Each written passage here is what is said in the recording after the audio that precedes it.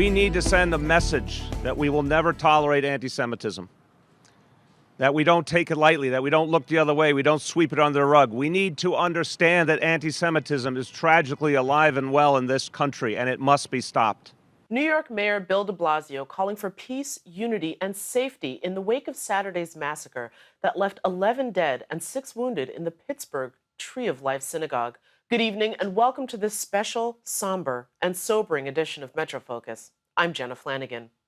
This week's massacre at the Tree of Life Synagogue in the Squirrel Hill section of Pittsburgh will forever be known as the deadliest attack on the Jewish community in the history of the United States. The horrific event on a Sabbath morning left 11 dead, 6 wounded, and further exposed a festering wound of division and hate engulfing America.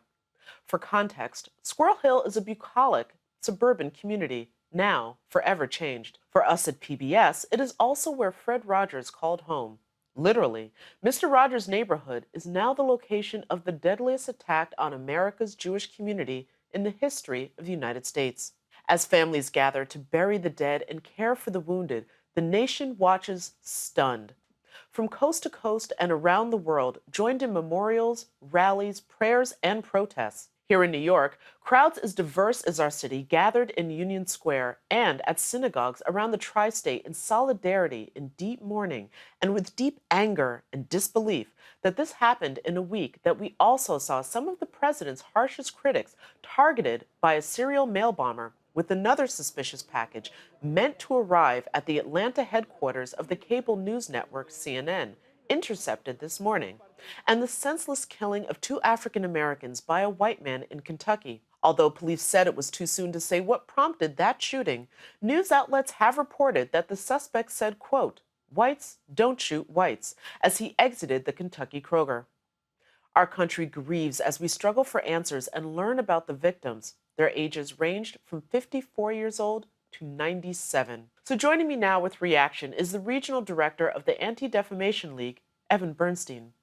Evan, welcome back to the show. I wish it was on better terms, but we are, of course, glad to have you here. For the record, your reaction, your statement to the past week that we've just seen. It's heartbreaking, what our country's going through, what the Pittsburgh community's going through, when New York went through with all the assaults last week, and we had a rash of also anti-Semitic graffiti. Clearly what's going on just around the country right now, it's a heartbreaking time for us that work in civil rights and that are trying to fight hate every day. It's getting more and more difficult. We, of course, heard several elected officials, at least here at the local level, talk about bringing down the temperature of the rhetoric, the tone of our political discourse. Is that what you see at the crux of all of this, or is there something else going on? It's a combination, I think, of a lot of things. I think since the election season, the presidential election season, we've seen just dramatic uptick in hate. We track anti-Semitism as a 106-year-old organization that's been doing that.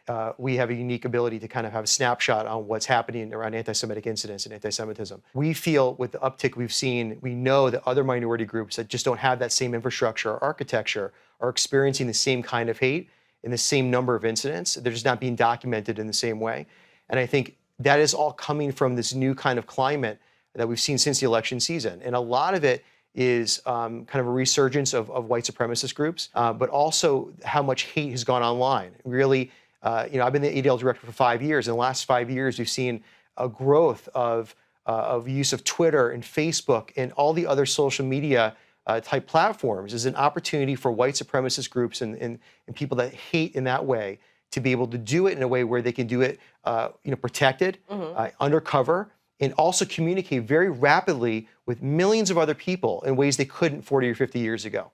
And I think the advent of that, and knowing that, based on our polling, the American population has between 10 to 14% are anti-Semitic, which means that they're most likely hating other minority groups as well. When you have that number of Americans that has that kind of access to being able to spew their venom, and also to be able to communicate with others that feel that way, where maybe that anti-Semite in New York couldn't communicate with that anti-Semite in California, 15, 20 years ago. Now they can have an active conversation in real time. In real time.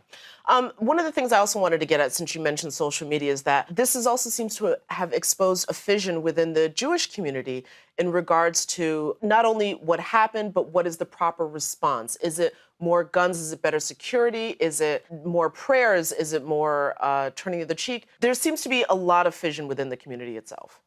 Yeah, I mean, I think it's, there's a lot of different religious factions within our Jewish community. It's a complex Jewish community with many different as are most communities, as most communities, and you're going to have varying opinions. And I think, for us at the EDL, what we've been trying to say is that we don't feel that necessarily posting somebody outside of a religious institution or a synagogue with a gun is going to solve that problem.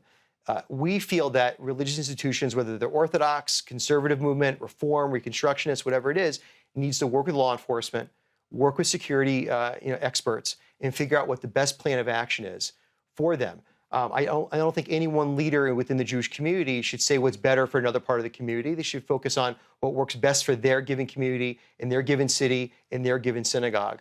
But I allow those decisions to be made by those individual leaders. Before I let you go, and I do want to ask what is sort of a complicated question that is also arising online, which is the notion of, well, I'm friends with someone who's so-and-so, so therefore anything that I say can't be considered to be hateful or whatever, because there's this one person in my life and maybe they tell me it's okay. From your perspective, how does that play out? Well, I've had too many conversations around my travels around the state of New York and northern central New Jersey where I will get off the podium from speaking, and I'll have conversations just like that with many people from different backgrounds, faiths, that will say that. I either have a black friend, or I have a Hispanic friend, or I have a Jewish friend. But then the conversation goes into more of a diatribe about the overall of that community. So there's this separation between that individual they know, but then there's that overall hate. Well, that person's different. That Hispanic person's different. That black person's different. That Jew is different than the collective. So I think it is possible, because I've had those conversations with people, many of them, where someone says, I can have that one relationship, but then in the same sentence, talk negatively about that person's entire group. Mm-hmm. And I think so we have to be very careful. Just because someone says, I have that one friend, doesn't mean they necessarily have good thoughts about that entire minority group. We're running out of time, but very quickly, and I know that's impossible to do, what is it that you want New Yorkers, at least, to consider, to think about, to carry with them after this horrific event? I think it's a time where we need to have unity. It's a time where we need to start understanding the other. We were at many rallies yesterday where we different faiths, backgrounds, colors, creeds all coming together. It can't just be at rallies. It now needs to be something that's becomes ingrained in our society in all these cities. We have to be collectively stronger than silo it off and weaker.